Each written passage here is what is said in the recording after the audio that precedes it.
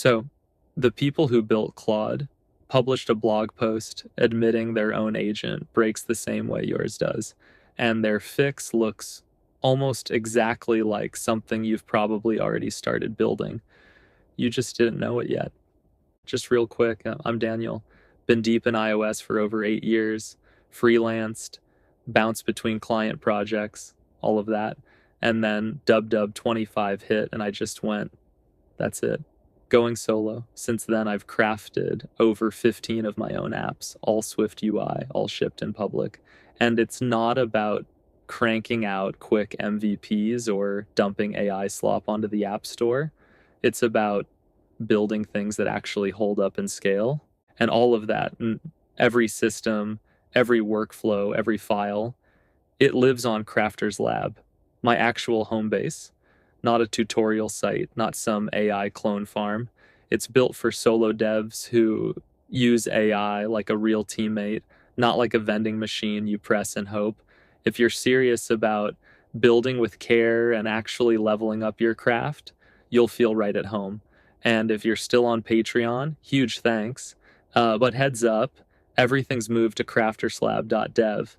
That's where the crew lives now. Come build with us. Okay, so right here, and I'm scrolling through this post on screen, Anthropic lays out the core problem. When an agent works in sessions, every new session starts with zero memory.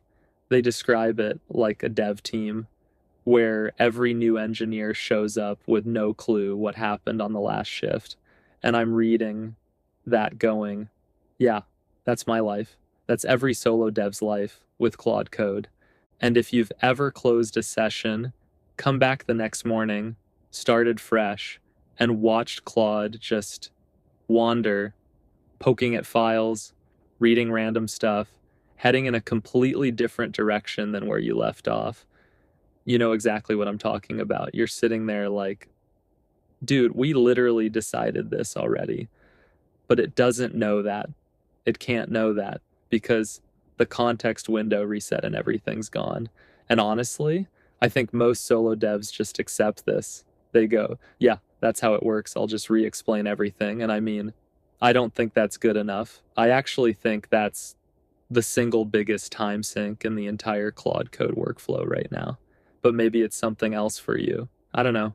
So here's what Anthropic did about it. They built what they call an initializer agent for session only. Its whole job is to set up the environment, write an init.sh script, create a progress tracking file, make that first git commit so that when the next session fires up, the coding agent has something to land on. It reads the progress file, checks the JIT history, and immediately knows where things stand.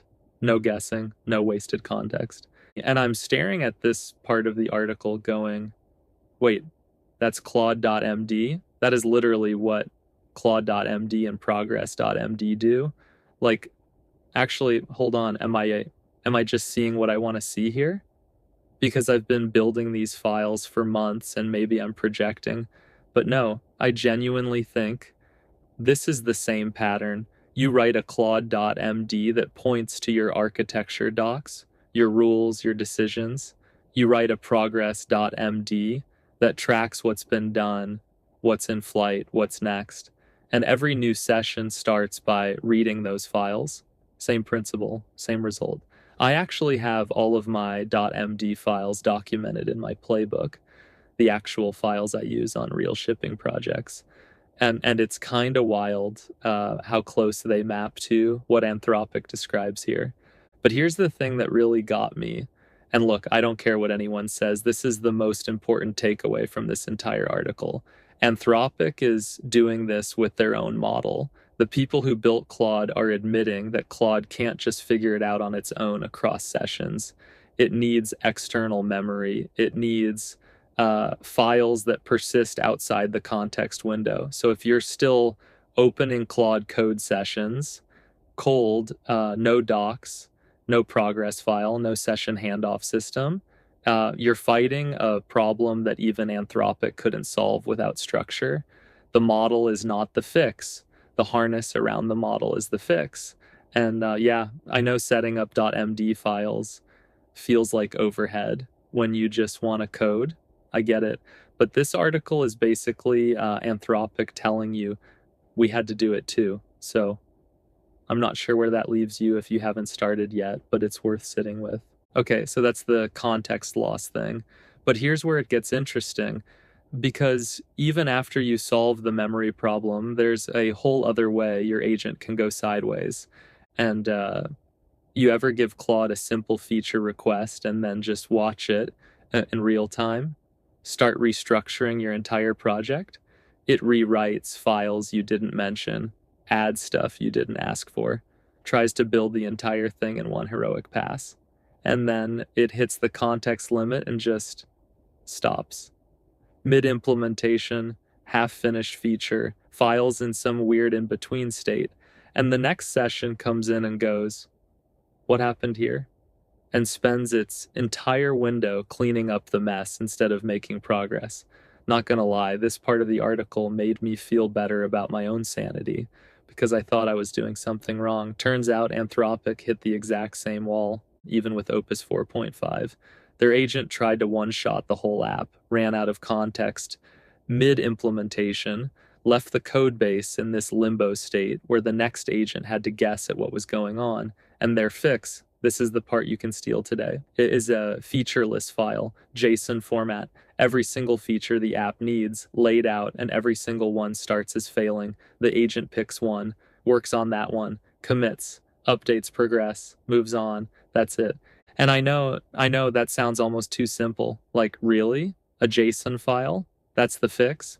And honestly, I think that's exactly why most people won't do it. It doesn't feel sophisticated enough, you know what I mean? And meanwhile, their agents are still going rogue on every session. The problem isn't that Claude can't code. The problem is that Claude doesn't know when to stop. It sees the whole project and goes, "Oh, I can do all of this." And then it can't. And without something explicit forcing incremental progress, it will always default to trying to do everything at once, every single time. Now, here's the detail that actually blew my mind a little, and I'm curious if you do this differently. They use JSON instead of Markdown for the feature list. Why? Because the model is less likely to mess with JSON.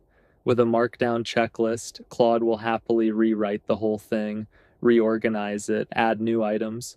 With JSON, it treats it more carefully. It edits the passes field and leaves the rest alone.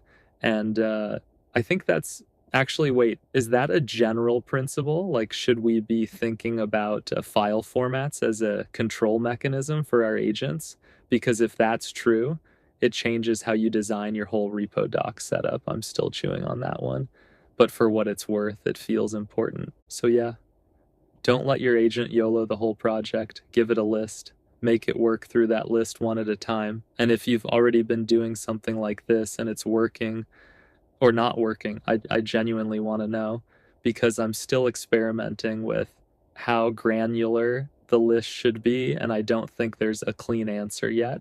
Okay, so there's one more thing in this article, and honestly, this is the one that hit me the hardest, because even after you solve context loss, even after you get incremental progress working, your agent's still going to find a way to mess with you. And I already know, if you've been using Claude Code for more than a week, you've been burned by this. The agent says it's done, it marks the feature as complete, writes this confident little summary about what it accomplished, and then you actually go test it and it doesn't work, or it half works, or it works in the happy path but falls apart the second you do anything slightly unexpected, and you're sitting there like, you told me this was done, you literally wrote a paragraph about how done it is, and now nothing works. I mean, that feeling, I don't think anyone talks about how frustrating that actually is, because it's not just a bug, right? It's a trust issue. And once you stop trusting your agent's output, you start checking everything. And then what's the point of the agent? Anthropic found the same thing. Without explicit prompting for end-to-end testing, Claude would make code changes, run some unit tests, maybe hit the dev server with a curl command, see a 200 response, and go, done. Feature complete. but the actual user experience, broken. And the agent had no idea because it never tested it the way a real person would use it. Their fix was browser automation. Puppeteer through an MCP server. They told Claude, test this like a human, open the browser, click the buttons, fill in the forms, actually look at what's on screen. And honestly, the results were dramatically better. No joke. But here's my question, and I genuinely don't have a clean answer for this. What about native apps? What about Swift UI? We don't have Puppeteer for iOS. We've got Xcode MCP for previews and build logs, sure. But full end-to-end testing like a user, that's still a gap. And I don't know if anyone's really solved that yet for mobile. If you have, seriously, tell me, because I'm stuck on this one. And then there's the other half of their fix, and this is the part I keep thinking about. They use strongly worded instructions, things like, it is unacceptable to remove or edit tests. And look, I think most solo devs are way too polite to their agents. Like, genuinely, you're writing your Claude.md going, please try to avoid modifying the test files if possible. And Claude reads that and goes, well, the test was wrong, so I updated it. It found a reason because you gave it room to find a reason. But with hard, non-negotiable language, it actually respects the boundary. The more explicit and firm the rule, the more the model treats it like a wall instead of a suggestion. And yeah, I'm not sure that's always the right move. Part of me wonders if there's a version of this where you're too strict and the agent can't adapt when it actually should. Like, what if the test genuinely is wrong? But right now, I'd rather be too firm than too soft. That's where I've landed. I'm not fully confident about it, but the alternative, the agent rewriting its own success criteria, is way worse. Your agent doesn't have feelings. It has a system prompt. And I think how you write that prompt matters more than which model you're running. That might be controversial, but I believe it. So yeah, if you're still here, honestly, you're a legend. And here's what I keep coming back to with this article. The people who built the model, the actual engineers at Anthropic, ran into the same three problems every solo dev hits: context loss between sessions, the agent trying to do everything at once, and the agent lying about being done. And their solution is files, progress files, feature lists, Git history, explicit testing, firm instructions. That's it. That's the whole thing. No magic, just structure. And I think that's kind of, actually, no, it's extremely validating for anyone who's been building .md files and session systems and thinking maybe I'm overcomplicating this. You're not. Anthropic literally had to do the same thing. And, if you want to see exactly how I set all of this up in practice, every .md file, every harness pattern, every agent workflow I actually use on real shipping apps, that's all on crafterslab.dev. It's not a tutorial dump, not some content mill. It's my real home base, built for solo devs who take AI seriously as a teammate and actually care about the craft. Inside, you get full video walkthroughs with real downloadable resources, stuff you can grab and drop right into your Claude Code setup today, skills, workflows, breakdowns of how I wire everything together. And the community digs into it too. Comments, follow-ups, people sharing their own setups and going back and forth on what's working. You know what I mean? It's an actual conversation, not a one-way feed. But the real depth is in the Notion team spaces. My playbook has every app I'm building, all the .md files, the prompts, the decision docs, the session notes, live, messy, unfiltered. You see the whole process, not some polished highlight reel. And yeah, Swift Brain is in there too. Curated Swift UI Vault, deep dive keynotes, private event sessions.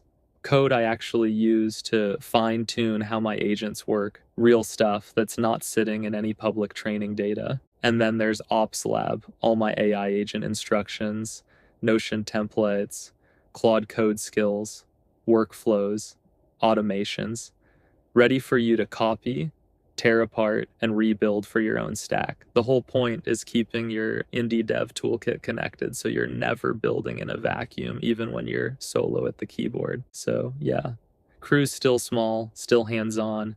If you want in before things scale and prices start moving, now's kind of the sweet spot. It genuinely feels more like a private dev lounge than anything else. Would love to see you in there. Keep crafting, keep harnessing, and don't let your agent run the show. Peace.